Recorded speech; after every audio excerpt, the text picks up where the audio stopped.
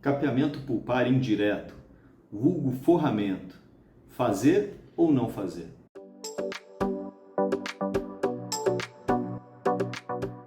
Olá, muito bem-vindo mais uma vez ao canal Dr. Ricardo Esgura.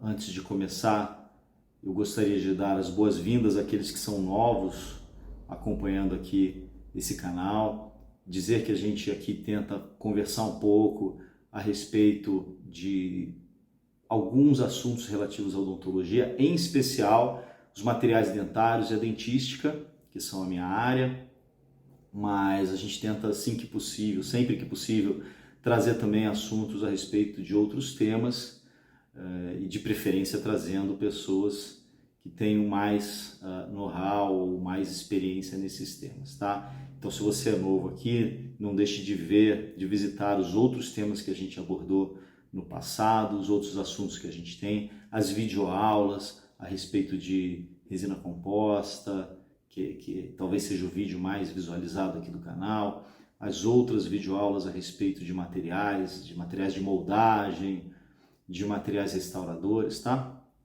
E para você que já conhece, que já acompanha, não deixe de dar a sua sugestão dos vídeos ou dos próximos vídeos que vocês queiram acompanhar.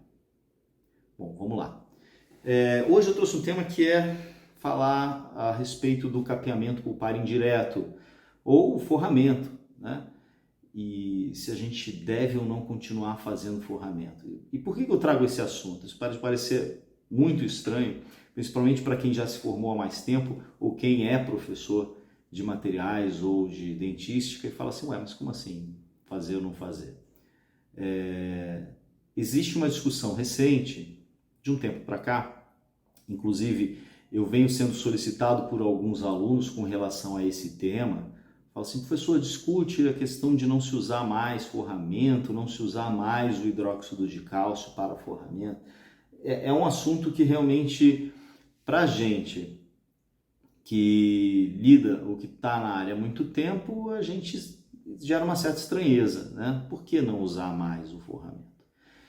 Bom, além disso, recentemente, numa revista muito conceituada na Operative Dentistry, agora em 2024, em janeiro, saiu um artigo do grupo do pessoal lá de Chicago falando a respeito disso, de capeamento pulpar indireto, em que os autores testaram materiais para capeamento indireto, né? Três condições, e uma dessas condições era não usar absolutamente nada e naquelas cavidades profundas.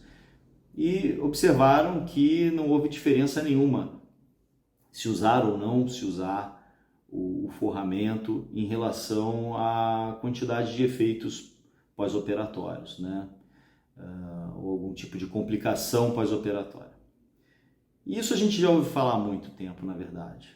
Eu tenho vários colegas que falam para mim, olha, eu não faço nunca aplicação de hidróxido de cálcio, eu não faço nunca aplicação de um forramento, ou é raro eu fazer. Então, assim, é legal que a gente traga esse tema, por quê? Porque justamente está dentro da área da dentística, dos materiais dentários.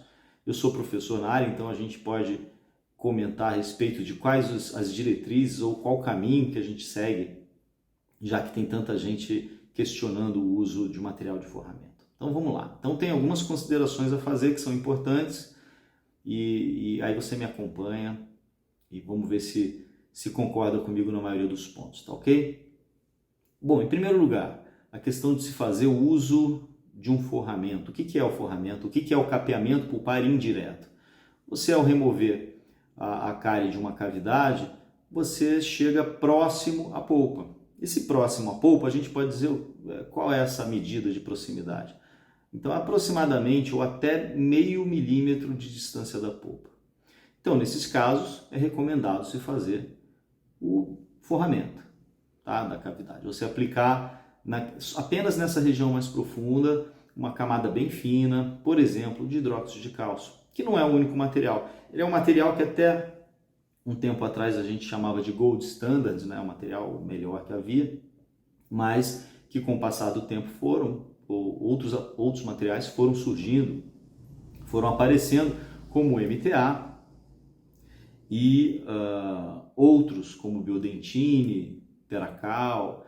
Então existem materiais para forramentos. Esses materiais, qual é a função deles? Eles vão ficar lá no fundo da cavidade, vão causar uma proteção pulpar localizada naquela região, impedindo que algum agente agressor atinja a polpa durante o procedimento restaurador. Eles geralmente vão ter a função de induzir a formação de dentina terciária pela liberação de cálcio, ou melhor, de induzir a formação de dentina terciária, às vezes até a monta de uma pequena inflamação ali na polpa localizada, mas também liberam cálcio, que ajuda no processo de remineralização. Essa é a função deles, né? Então essa proteção mais localizada.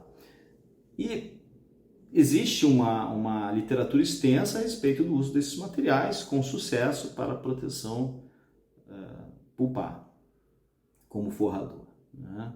Acontece que muitas pessoas, principalmente mais recentemente, não fazem uso desse material, eliminaram esse material da sua conduta clínica diária e falam que ainda obtém sucesso.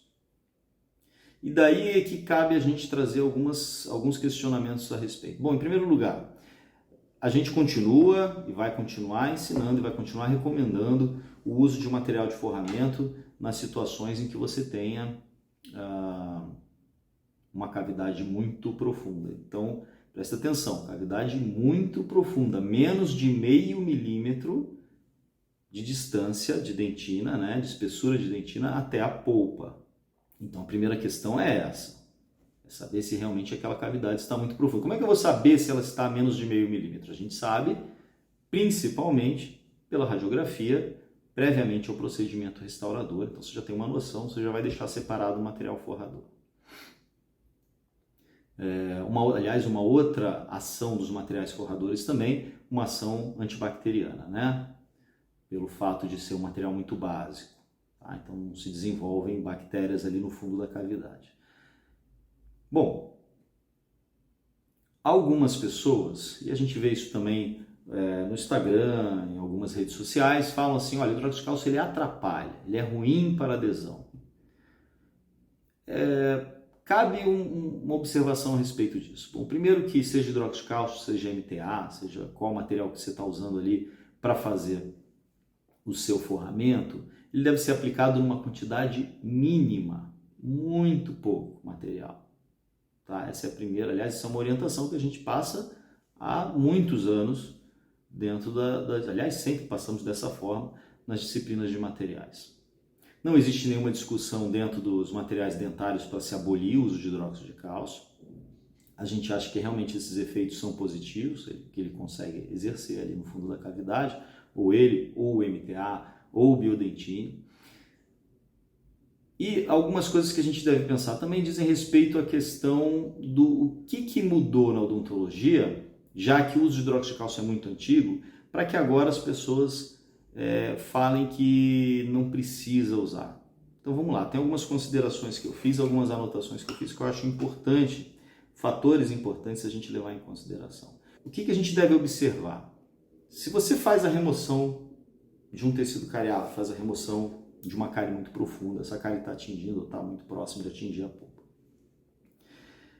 Qual é a característica dessa dentina remanescente? Então, por exemplo, se você chega ao fundo de uma cavidade e você observa que existe, por exemplo, a formação de dentina esclerosada.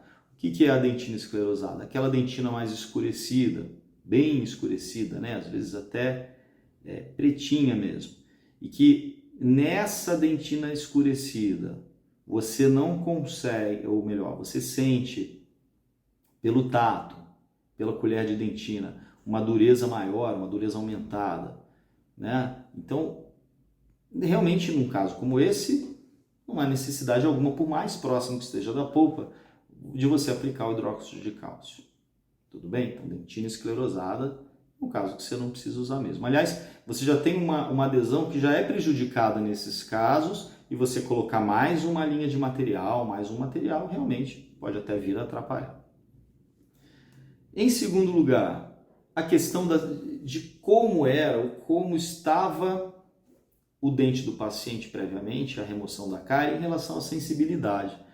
Né? Então, um paciente que já apresenta um grau de sensibilidade dentinária, ou seja, já apresentava sintomatologia dolorosa, isso é um indício de que há uma possibilidade muito grande de, naquela região profunda de dentina, onde eu tenho túbulos mais abertos e onde a presença bacteriana já se faz presente, eu ter já uma contaminação pulpar, já uma inflamação, algum grau de inflamação pulpar, o que leva a gente a pensar no uso do hidróxido de cálcio também com esse efeito antibacteriano e, de certa forma, uma proteçãozinha pelo fato daquela dentina já estar mais aberta, mais exposta. Então, nesse caso específico, ou na maior parte dos casos em que você vê estudos, ou mesmo que você vai conversar com dentistas que falam que aboliram o uso de hidróxido de cálcio, ou de MTA, ou de proteção de forramento, você vai ver que na maioria das vezes o paciente não apresentava nenhum grau de sensibilidade. Então são casos que a gente pode dizer que são casos favoráveis realmente a que o fato de você fazer ou não o uso desse elemento forrador talvez tenha menos influência. Claro que estou levantando um aspecto, você tem que levar em conta outros aspectos, o exame clínico e o exame dental levam em conta uma série de considerações além dessa, da sensibilidade. Né? Então a gente também tem que levar isso em consideração. O que fez isso mudar no passado do tempo? Por que tem mais gente hoje falando a respeito disso? E até pouco tempo atrás ninguém nem falava nada em relação à questão de se fazer o forramento. Quer dizer, todo mundo aceitava fazer o forramento e ponto. Existe uma questão importante também, e isso eu gosto de abordar bastante com os meus alunos, com relação à mudança na forma com que a gente faz o tratamento da dentina, na forma como a gente aplica o sistema adesivo e na própria evolução dos sistemas adesivos. Então, hoje a gente faz uso de sistemas adesivos que são autocondicionantes ou dos sistemas adesivos que são universais. E esses sistemas adesivos, eles abrem mão do uso do condicionamento ácido em dentina. Não é necessário fazer o condicionamento ácido em dentina. Se você não faz condicionamento ácido em dentina numa cavidade profunda como essa, o que poderia acontecer caso eu faça um condicionamento ácido em dentina numa cavidade a menos de 0,5 milímetro da polpa? Eu vou abrir os túbulos, mais ainda, eu vou remover a smear layer, que é a lama dentinária que fica no fundo da cavidade, eu vou abrir mais os túbulos e existe um risco aumentado pelo aumento da permeabilidade lá no fundo da cavidade, de eu ter uma agressão à polpa com o produto que eu vou usar em seguida. E assim, a gente não deve se enganar. A resina ela é tóxica para a polpa. Os monômeros são tóxicos. Quanto menor o monômero, mais fácil dele se difundir para dentro da polpa e ele causa irritação, causa inflamação e pode levar a necrose. Então, quando a gente pensava nos sistemas de condicionamento ácido tradicionais, que a gente, eu acredito que até hoje em dia ainda seja a maioria de uso no consultório, nos consultórios, em que a gente faz esse condicionamento total, você vai ter esse risco aumentado, tá?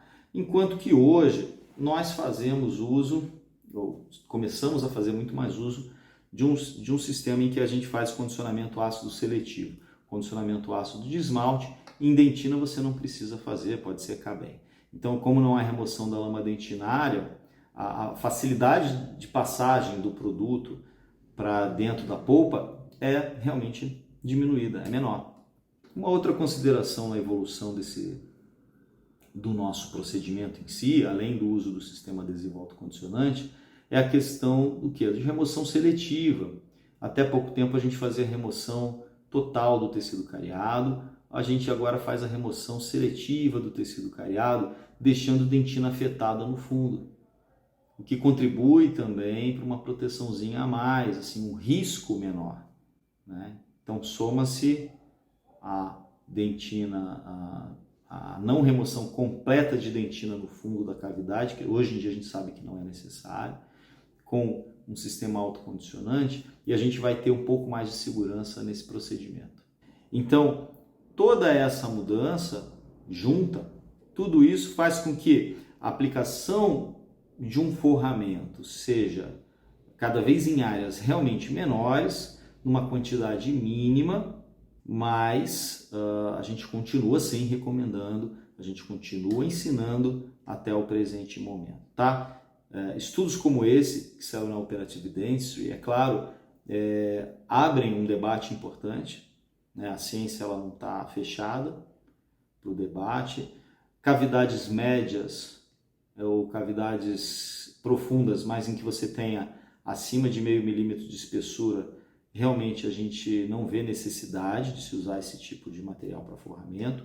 A importância do tema ainda existe. Se a gente fizer um levantamento, a gente vai ver que nos últimos 5 anos a gente tem próximo de 100 artigos, considerando artigos internacionais e mais alguns artigos nacionais, que discutem a respeito do procedimento de capeamento pulpar indireto, e esses artigos, ainda a maioria deles, defende o uso de alguma substância fazendo capeamento pulpar indireto, tá certo?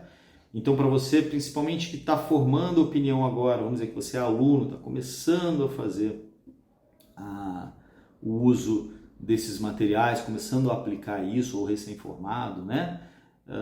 A gente recomenda sim que você continue fazendo a aplicação. Claro, nos casos em que você observar essas características que eu disse. Então, aí nesse caso, a gente recomenda que você continue seguindo esses ditames, essas normas que a gente determinou há alguns anos atrás e que trazem para a gente uma segurança no trabalho. Bom, hoje era isso que eu queria trazer para vocês, tá bom? Eu vou deixar algumas referências para que vocês depois possam ir atrás, possam ler a respeito. Se esse conteúdo foi relevante para você, não deixe de dar uma curtida para que esse vídeo possa se espalhar. Não deixe também de acompanhar as outras publicações desse canal, ativando aí as notificações. Tá legal? Um grande abraço para vocês e até uma próxima.